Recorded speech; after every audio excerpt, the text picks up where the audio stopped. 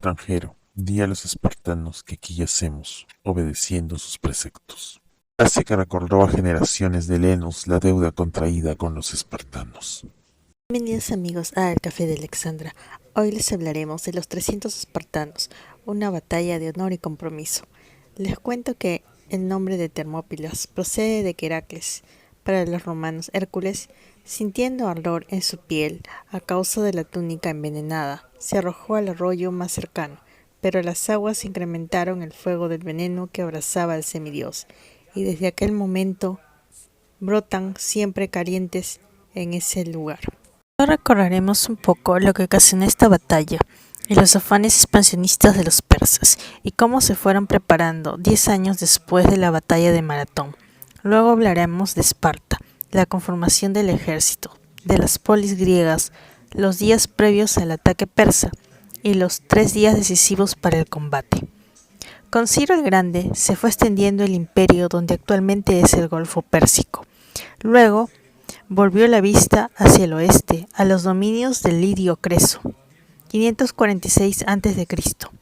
Tras hacerse del trono más rico del mundo, Ciro regresó al este a capturar Babilonia en el 539 a.C. Luego encuentra la muerte en una oscura batalla entre los masagetas de las fronteras nororientales de su imperio, 530 a.C. Su sucesor, su hijo mayor, Cambises, llevó a cabo los planes de su padre y conquistó Egipto. Con las personas de su imperio que vivían de cara al mar, los griegos de Asia Menor y los fenicios, creó una armada con que remontar el delta del Nilo. Entonces reunió al antiguo ejército de Ciro, marchó sobre la actual Gaza y cruzó la franja del desierto más allá de ella. Una batalla dura se origina en la frontera egipcia, en Pelusio, en la que los griegos del Asia Menor lucharon en ambos bandos. Decidió el destino del país. 525 a.C. En el viaje de regreso en Siria, Cambises murió. Después de un breve periodo de revueltas, Darío toma el poder, en el 522 a.C., y conquistó lo que sería la mayor parte del actual Pakistán. Se hizo de todas las tierras hasta el Indo, y luego cruzó las estrechas aguas del Bósforo y se internó en Europa en el 513 a.C. Y a pesar que las tribus transdanubianas frustraron su avance, el ejército que Darío había dejado tras de sí en su regreso a Asia conquistó Tracia y llegó hasta el río Estrimón. Y también Macedonia parece haber ofrecido al gran rey los símbolos de su misión, tierra y agua, en el 512 a.C., pero a pesar del revés en las grandes llanuras de Excitia, Darío llegó hasta casi la Grecia continental.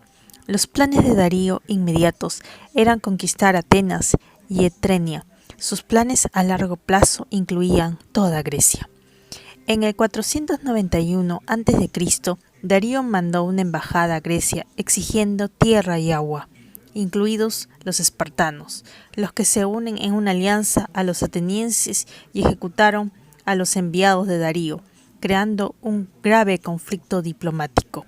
Al año siguiente, una flota de unos 600 barcos que transportaban unos 25.000 soldados, caballería incluida, sometió las Cícladas para luego tomar Caristo y Eretria en Eubea. Ya solo quedaba un breve trecho a través del estrecho hasta la Grecia continental y el Ática, donde la fuerza expedicionaria había recalado en Maratón. Entonces el ejército ateniense se enfrentó a los persas en el punto de invasión y se consiguió la hazaña de la derrota persa en el 490 a.C. Sin embargo, los recursos de los persas eran inmensamente mayores que cualquier estado griego, de modo que Darío planeó la campaña continental. La muerte de Darío y la subida al trono de Jerjes en el 486 a.C., seguida por una revuelta en Egipto, retrasó los acontecimientos, pero en el 481 a.C. ya se habían puesto en marcha toda clase de preparativos en masa, incluida la construcción de barcos y la preparación de suministros. Del mismo modo, se tendió un puente doble de naves a través del Helesponto, se construyó un canal a través del istmo que conectaba la península del monte Athos con la Calcídica, para evitar el peligro de las violentas tormentas en las inmediaciones del monte Athos. Se establecieron depósitos para almacenar alimentos, forrajes y equipamiento militar a lo largo de la costa del Egeo en Tracia y Macedonia. Así se estuvieron preparando abiertamente a la vista del mundo griego, y demoraron una década después de la derrota en Maratón, en el 480 a.C. Los persas regresaron, esta vez por tierra, a través de Tracia y Macedonia, y conducidos por Jerjes. Entonces Leónidas llevó a su pequeño ejército a las Termópilas y marchó al norte con un grupo escogido de 300 soldados espartanos, todos ellos hombres con hijos. Nada se sabe de la trayectoria militar de Leónidas. Antes de ese momento ya había superado la edad militar, el límite estaba establecido en 60 años. Mientras Leónidas preparaba su resistencia, llegó un emisario persa que explicó al rey la inutilidad de intentar resistir el avance del ejército del gran rey, y exigió a los griegos que depusieran las armas y se sometieran al poder persa. Leónidas, lacónico, respondió así a Jerjes: Ven y cógelas. Aunque Leónidas logró repeler los asaltos persas durante 2 días, no pudo impedir que su flanco sur fuera sorprendido por el sendero de Anopea. Tras hacer partir al grueso principal de sus fuerzas, el rey permaneció con 700 tespios, 400 tebanos y los 300. Los espartanos y los tespios perdieron hasta el último hombre, y el rey de Esparta, Leónidas, cayó con el cuerpo ensartado por las lanzas persas, mientras encabezaba valientemente un contraataque que fracasó. Ahora, para situarnos mejor en el contexto histórico, hablaremos de Esparta. Esparta se componía de 4 asentamientos, o bai, al que se añadió uno más en época tardía. Sus ciudadanos les gustaba decir que ellos no necesitaban murallas, tenían una monarquía dual, diarquía, la que no ha sido explicada satisfactoriamente. Heródoto afirma que las 2 familias reales, los Agiadas y los Euripóntidas, compartían un antepasado común, hasta los hijos del semidios Heracles, más conocido como Hércules, que sería su nombre romano, y por ello eran dignificados igualmente. Otra teoría es que los 2 reyes procedían de la época que existían 2 tribus, cada una encabezada por un jefe. A la larga, ambos tribus se unieron y sus jefes compartieron el liderazgo. Esparta, una monarquía dual de liderazgo hereditario, pero no es monárquico, lo que Aristóteles describe como un tipo de generalato, estrategia irresponsable y vitalicio. Su constitución política tenía una base tipo tribal, con una asamblea de guerreros apeya y un consejo de ancianos gerousia. La gerousia la conformaban 2 reyes y 28 miembros que eran elegidos a perpetuidad entre los espartanos de 60 años de edad o mayores. La peya estaba conformada por los guerreros espartanos que hubieran alcanzado los 30 años de edad. Sus funciones incluían la elección de los miembros de la gerousia y los éforos, los que supervisan. La peya era quien tomaba la decisión final en cuestiones de política y leyes. Los éforos eran 5 en total, eran elegidos libremente una vez al año y se encargaban de la mayor parte de las cuestiones diarias del Estado. Presidían las reuniones de la peya, recibían a los embajadores extranjeros y transmitían órdenes a los comandantes en el campo. Ahora, lo que nos interesa sobre la guerra clásica y su arte, existían 2 métodos para derrotar al enemigo en el campo de batalla: el choque o los proyectiles. En el choque la victoria se aseguraba con la lucha cuerpo a cuerpo, y en lo de los proyectiles mediante una lluvia mortal que destruía o podían hacer huir al enemigo antes que éste pudiera acercarse. Por ello, las armas de choque son la daga, la espada y la hacha. Las armas de proyectil son las piedras, el arco, las flechas, la lanza arrojadiza. Termópilas sería un enfrentamiento entre ambos sistemas militares.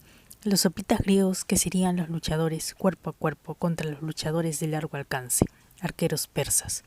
Los ejércitos de las polis griegas estaban formados por levas de ciudadanos polites, lo bastante prósperos para hacerse con un equipamiento de hoplita, infantería acorazada que luchaba codo a codo en una gran formación conocida como falange. Las levas ciudadanas eran soldados a tiempo parcial sin entrenamiento específico, a excepción de los espartanos que dedicaban toda la vida al entrenamiento militar, y los guerreros patrocinados por el Estado, como la famosa Banda Sagrada de Tebas, que comprendían 300 hombres distribuidos en parejas de homosexuales. Luchar por el Estado en tiempos de guerra era el deber moral, social y sobre todo político del ciudadano de una polis. Los ciudadanos que estaban disponibles a cualquier edad en general, desde los 20 hasta los 60 años.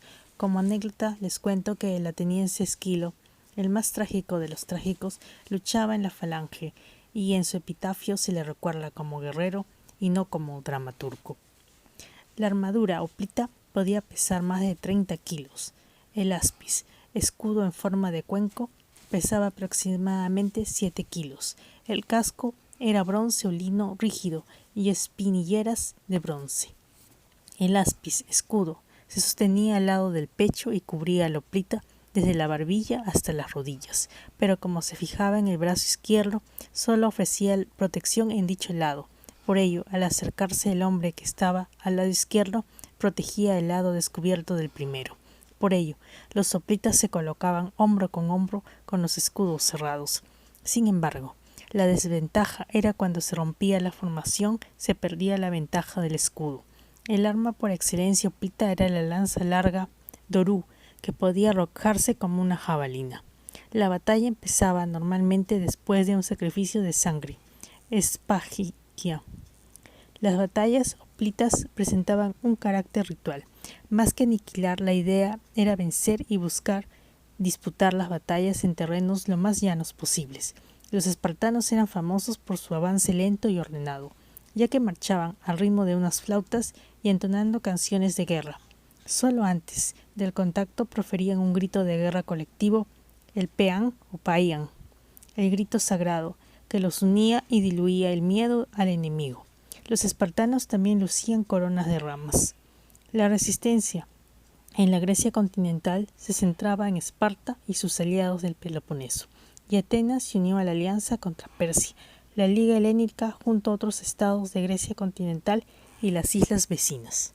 El tamaño del ejército de Jerjes era grande. El ejército tesaliano se retiró del valle del Tempe, y es ahí donde se decidió defender las Termópilas, mientras la flota de la Liga Helénica se encontraba postada frente a Artemisio, a unas 40 millas al este, en la costa norte de Eubea, la larga isla con forma de pez que protege la costa del Ática. En este lugar, los griegos se defendieron de los persas durante 3 días, aunque las bajas que habían sufrido y la batalla de las Termópilas terminó por obligarles a una retirada.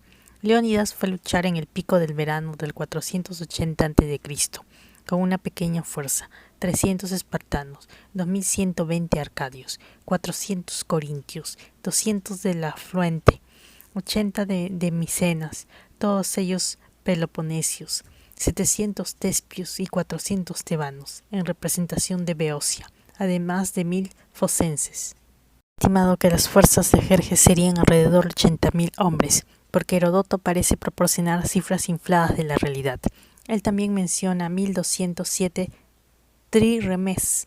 Como nota, debemos mencionar que cada trireme albergaba 200 hombres, de los cuales 170 eran solo remeros. Jerjes zarpó en la primavera del 480, cruzó el Helesponto a principios de junio y avanzó hacia el oeste a través de Tracia y Macedonia.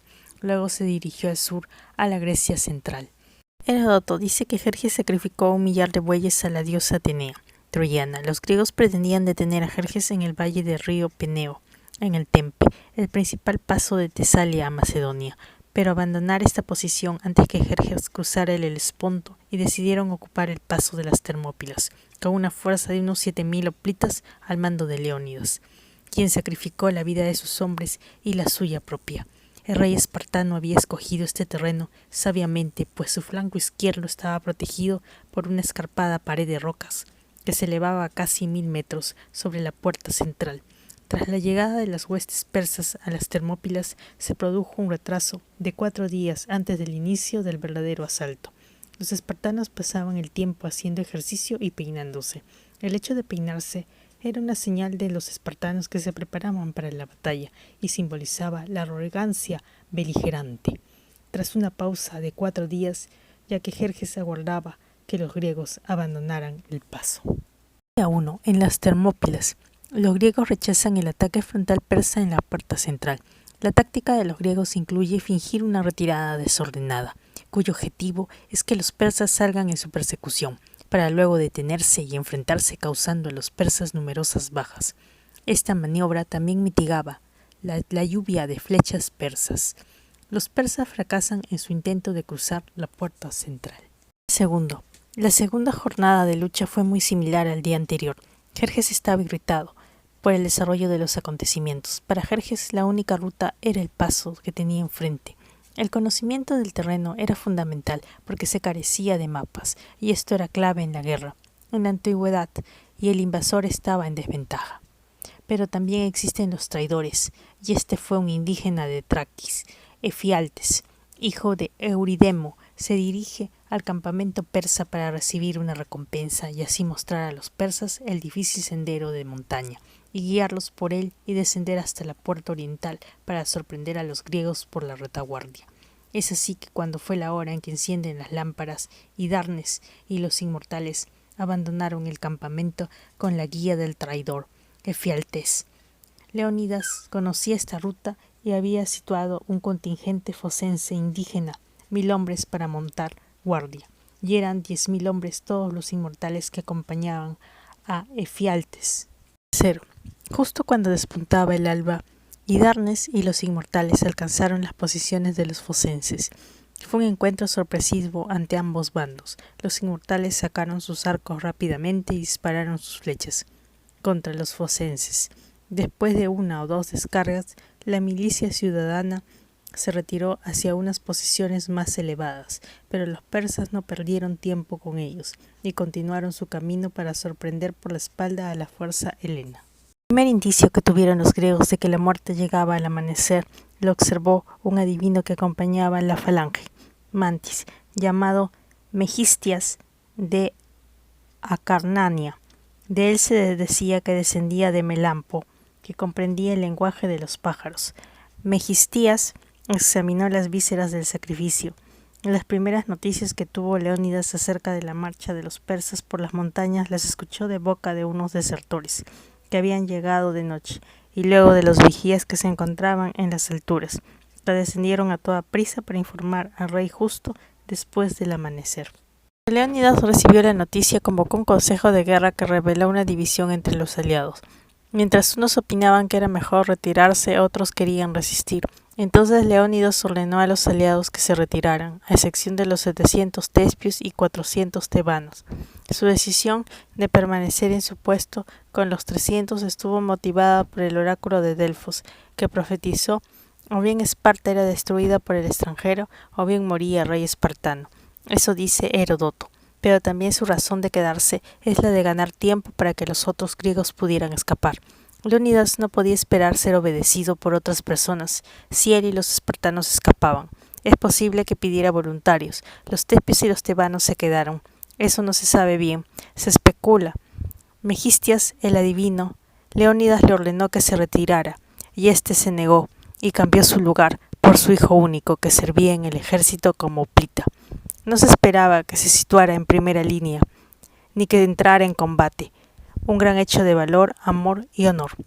Leónidas ordenó a sus soldados que tomaran desayuno, con la esperanza que pudieran cenar en el Hades. Como comentario, decirles que los espartanos tomaban una sola comida al día en comunidad y la última a la hora de la tarde.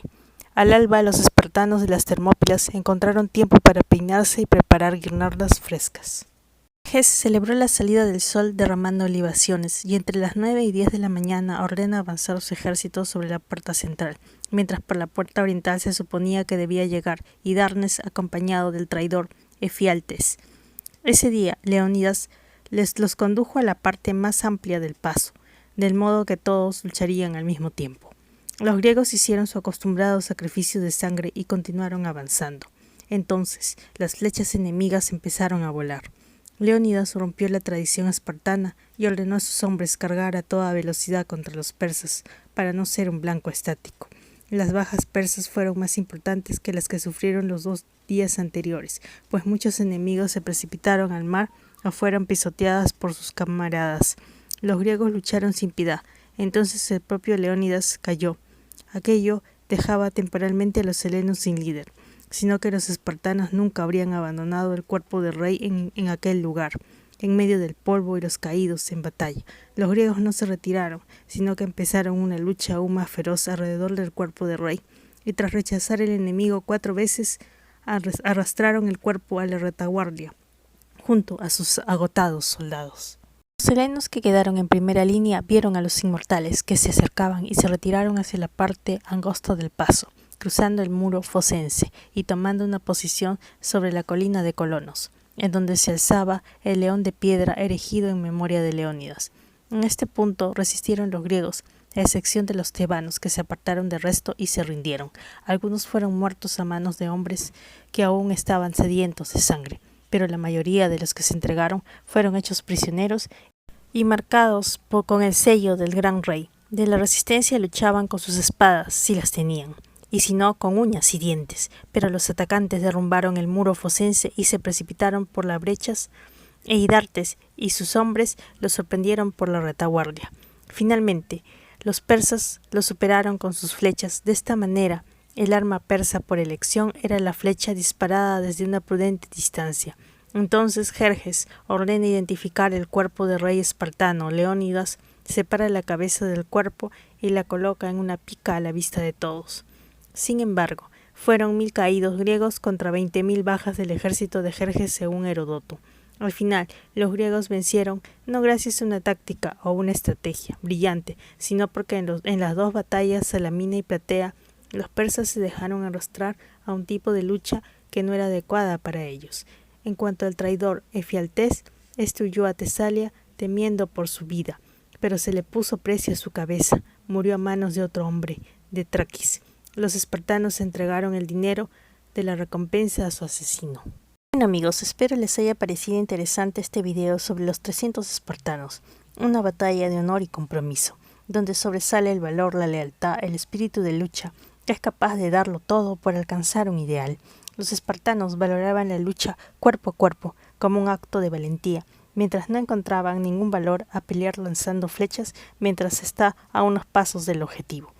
Espero que me puedan apoyar suscribiéndose a mi canal para más contenido interesante y no se olviden de darle me gusta, compartir y suscribirse con amigos. Gracias y bye.